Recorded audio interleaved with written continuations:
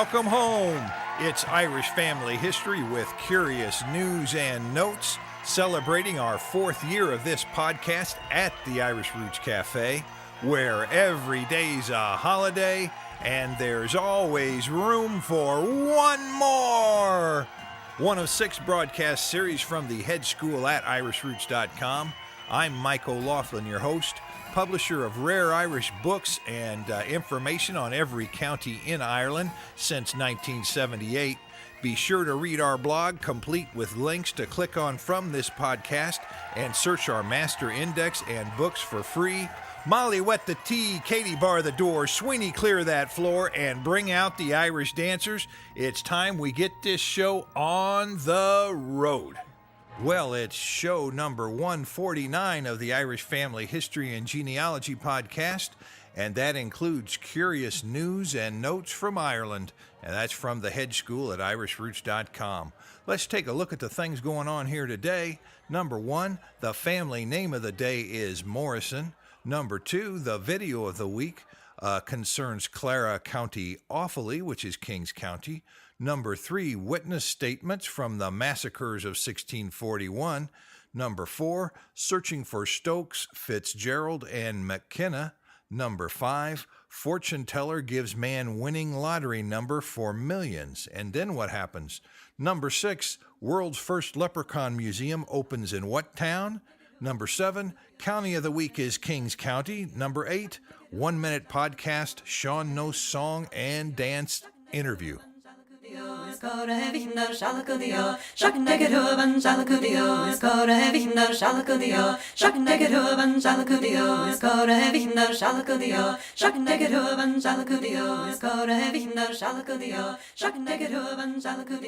Well, let's take a look at a few notes around here at the cafe, what's been going on in the last week or so. You know, every year I get a few questions on the number of our podcasts. And like I said a few minutes ago, this is podcast number 149 of the Irish Family History Show. Now, we also have 100 of these podcasts that are in the members-only area. So if we start off with like 101 or something like that, that sort of explains the discrepancy. And all the rest of them, the free ones, are still available on iTunes and irishroots.com. And we'll always have free podcasts out there no matter what. And you know, we started out with the first 6 shows I recorded in 1984, and we thought it was a good idea, so we just started doing the same thing again on Irish Family History in 2006, and that makes, actually, we're in our 5th year of podcasting and broadcasting here at the Irish Roots Cafe, and gosh, we've now got Hello Fada, which is Irish language, you know, beginning Irish language tips if you think you might want to take a course someday.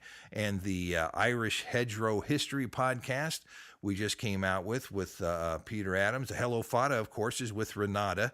And my thanks goes out to Renata and Peter, who kicked in and helped out, volunteered to co-host and begin these podcasts, because that's what it takes. Somebody who really cares about the Irish heritage.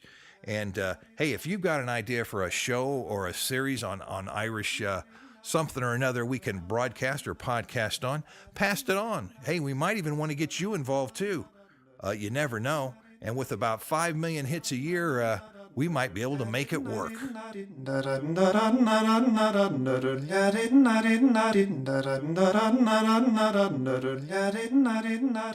Well, it's time for the 1 minute podcast, and we're going to talk today a little bit about Sean No's dancing and singing, and it's an excerpt from our Irish Song and Recitation podcast, an interview with Michael Collier. So let's take a listen to Michael right now.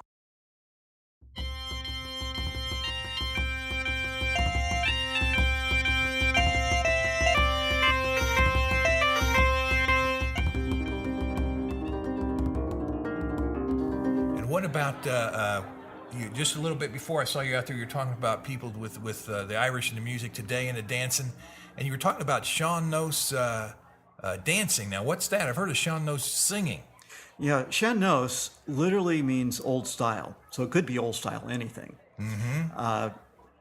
In the last few years, the Sean No's step dancing has become revived and become popular. It had survived in Connemara and a few other places, Connemara is a place where the Shannos singing had also survived. People like Joe Haney, had. And when I always think of Shannos as one person. One person, that's right. So Irish singing is basically a cappella, one person, and the Shannos dancing is a type of solo step dancing.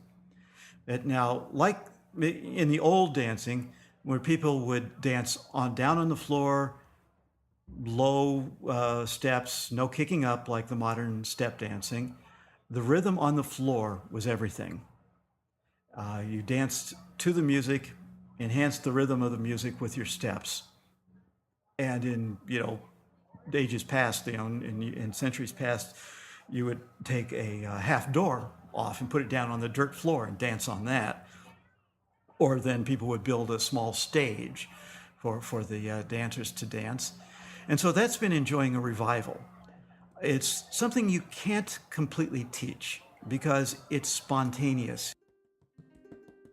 Well, that's it for the podcast excerpt. That's the Irish Song and Recitation podcast that we've had out for a while, and I'm going to be adding some new shows to that real soon as I find the time.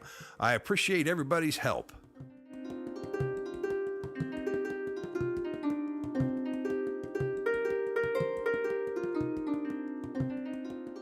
Well, now it's time for the book of the month. I think we'll make the book of the month this month Kings County, which is also known as Offaly. And that's together in a book bound with Queens County that's also known as Laois. And for Irish researchers, if you're looking back in those older records, you're going to see Kings County as the name of the county. In modern records, you're going to see Offaly as the name of the county. And, of course, that represents some political attitudes and some changes in the government of the country of Ireland. Offaly being the new and modern name the Irish gave to the county. So for more about that book, you can go to the link on my blog, or you can go right to my webpage and click on books we publish. You'll go right to it. And, of course, like all my books, they're indexed pretty well by surname. And it's illustrated, and it's not a coffee table book where you go and like to show all the color pictures to folks, though it sure has got a lot of reference material in it. And it's made to help anybody research their family in Kings County, but it won't necessarily have any of your family history in it. It tells you how to dig around in Kings County and what some of the records are like. And I think we've talked about before, some of the big names there are Kelly and Dunn and Daly and Egan and Malloy and Mooney and Carroll and, gosh, Walsh, Kinney, Murray, Dempsey, Kennedy, Marr. They just keep on coming. And we have some family history extracts in that book on specific families like Dunn and Colgan and McCoglin and Moore, Doyne, Fox, Hart, Hennessy, Henry, Houlihan, Malloy, Mooney, Mulheron, O'Connor, Fally, and O'Reilly of Heath House. That's a specific O'Reilly, don't you know? And we've also got a list of, on the blog there, of the families that are on the map of the four masters that show the locations of Irish families. And that, of course, includes Fitzgerald and Fitzsimmon and Hussey and Bannon and Bean and Houlihan on the map, and Mulready, Mulvaney, Mooney, Malloy, Madden, and Warren. You know, you can keep going on, and no book has the history of every family ever done, but this book's just to help you trace back and get a feel for what's going on in the county and how to find records there and things you might do to find them. And hey, that reminds me, we've got this podcast, and we also have an enhanced podcast that has pictures and links to the places that sometimes we talk about here, so you can click on those links just as you're going along in the podcast. You can sign up for that on our webpage or on iTunes. Just look for enhanced.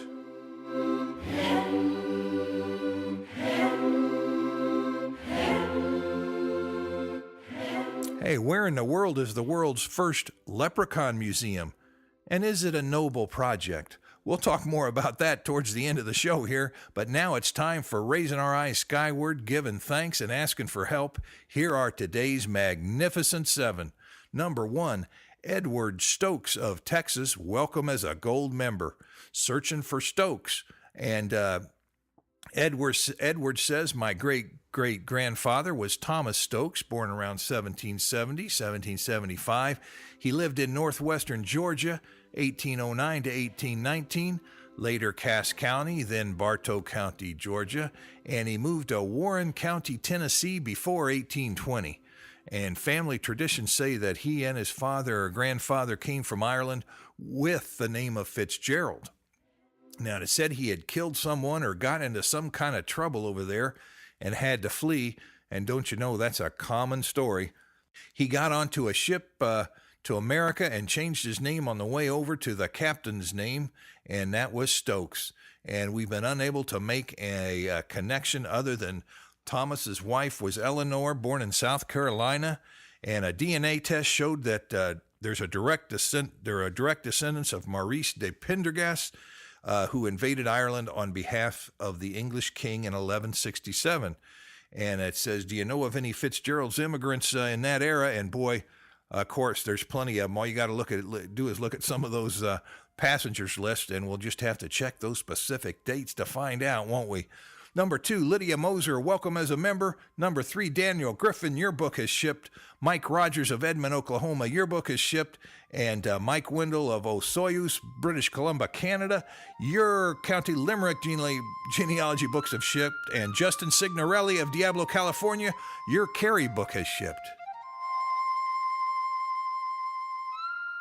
Well, we're moving now on to the Irish family name of the day. We've got all kinds of things going on. Hey, I almost forgot. We appreciate every single member and every single sponsor. You keep the podcast going, and you keep the books coming, and you keep things moving around here, because that's the only support I've got, and I need it, believe me. The Irish family name of the day is Morrison, and that's in honor of member Richard Morrison of Milford, Massachusetts, and searching for the family and descendants of James Morrison of Derryhale, County Armagh, Ireland.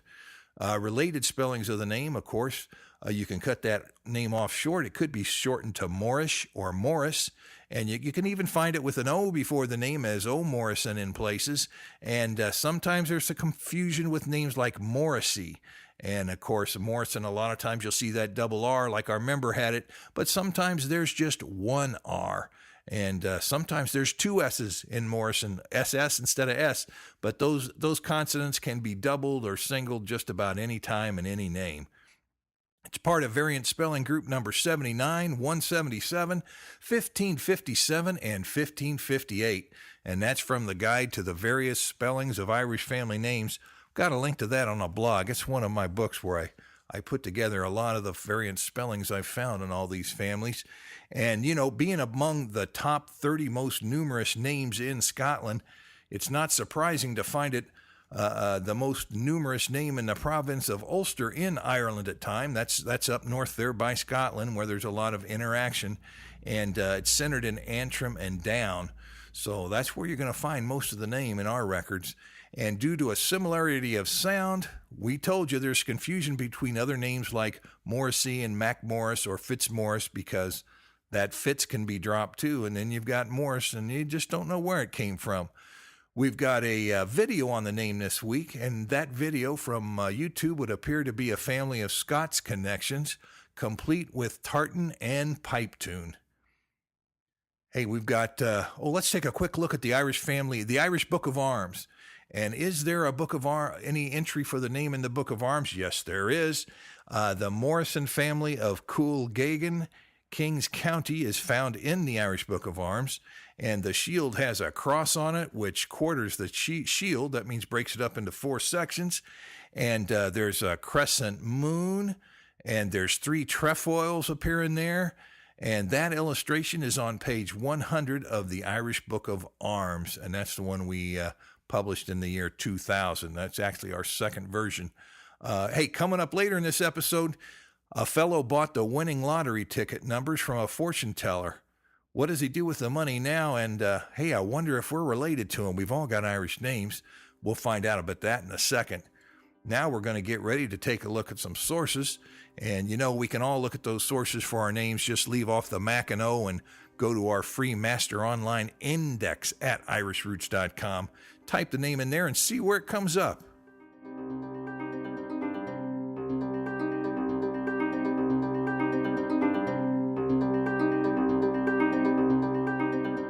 Well, here's the master index listing. We'll just take seven of them to show you. There's plenty of Morrisons. We'll start off. There's O. Morrison in the Families of County Donegal, Ireland book, and also in the County Mayo Genealogy and Family History Notes. And it's also in the Annals of Ireland by the Four Masters. That's the IGF edition, our edition. And there's also Morrison in Irish Genealogy, which is Volume 3 of Keating's History of Ireland, telling you that it goes back a ways. And Morrison is also in the Families of County Kerry, Ireland, and in the Names of Irish Passengers to America. And Robert Emmett Morrison is mentioned in Volume 30 of the Journal of the American Irish Historical Society. So yeah, there's plenty of places to go for the name, as if you didn't know that already if you had the name Morrison.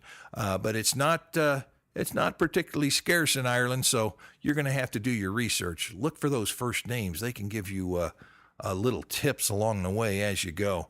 And since it's in the Annals of Ireland by the Four Masters and Keating's History of Ireland, Volume 3, we reprinted that volume separately because of all the genealogy in it.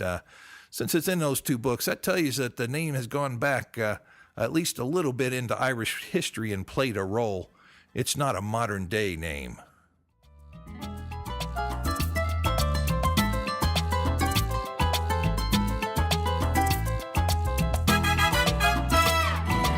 Well, now it's time for Around the World in Irish Ways.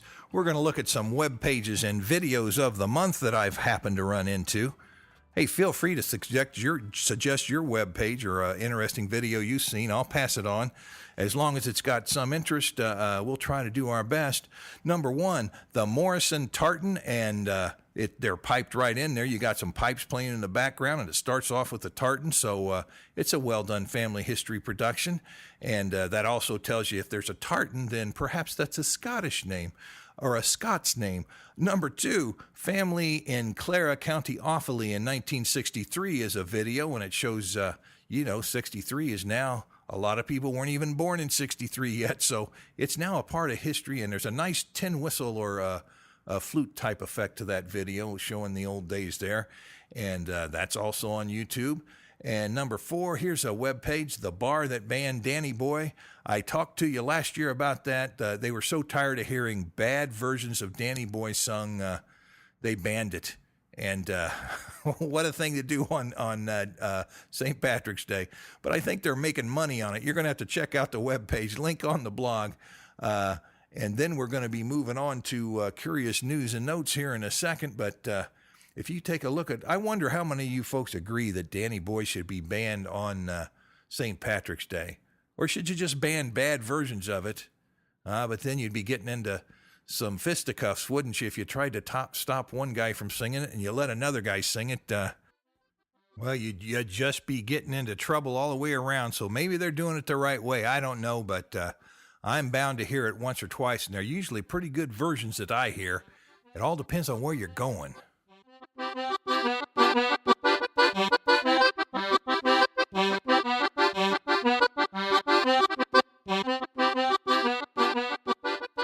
Well, now it's time for Around the World. No, now it's time for Curious News and Notes from Ireland today.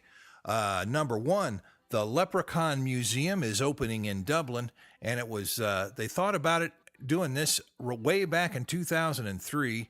And it's also going to teach about fairy lore in Ireland, which has a long history, and along with some mystical and psychological aspects of the leprechaun and why it was used and how it was used. So it's not just a big joke now. Number two, Mark Furlong, who runs the Nursery Rhymes Pram Shop, was given a series of numbers by a fortune teller 9 years ago, and he's been betting on them ever since, and he's just won 5.6 million euro, and he's generously now agreed to share the winnings with his wife and children, as well as with his sister, with whom he had made an agreement to share any winnings. It's nice to see a man who keeps up with his promises now, isn't it? Such a nice millionaire he is. Mark was born in Wexford, and he's now in Waterford. Number three, I told you about Foley's Bar. Well, they say that Danny Boy is one of the 25 most depressing songs in the world. It would seem, however, that the launching of Danny Boy whiskey in the U.S. may cause some rethinking of that. I understand he met with the new representative of Danny Boy Wesky, the owner of Foley's Bar, and they might have had a tip or two. Number 5, witness statements from the Irish Rebellion and Massacres of 1641. They're going online, as I have mentioned earlier, about things in that era. That's when the Civil War came about in Ireland, and Cromwell just starts to make an appearance here in a few years. And there's some 19,000 pages of text that helped give Cromwell his divine mission in Ireland against the Irish. And you can read more about it on the link that I've got in my blog. But that was a terrible time for the Irish, terrible time. There was great death, and a loss of land ownership was wholesale. Everything changed just within a period of, within the century, of course, you had a 90% turnaround of land ownership, and 40,000 people exiled just after the Treaty of Limerick around 1691. Number 5, I just read a quote on Twitter by Isaac Singer, and it sounded sort of Irish to me. It said, "We have to believe in free will. We've got no choice."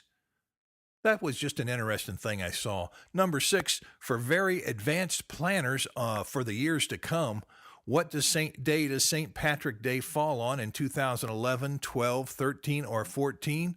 Well, the answer is Thursday, Saturday, Sunday, and Monday, according to published reports on the web. And did you know that New Year's Day was not always on January 1st?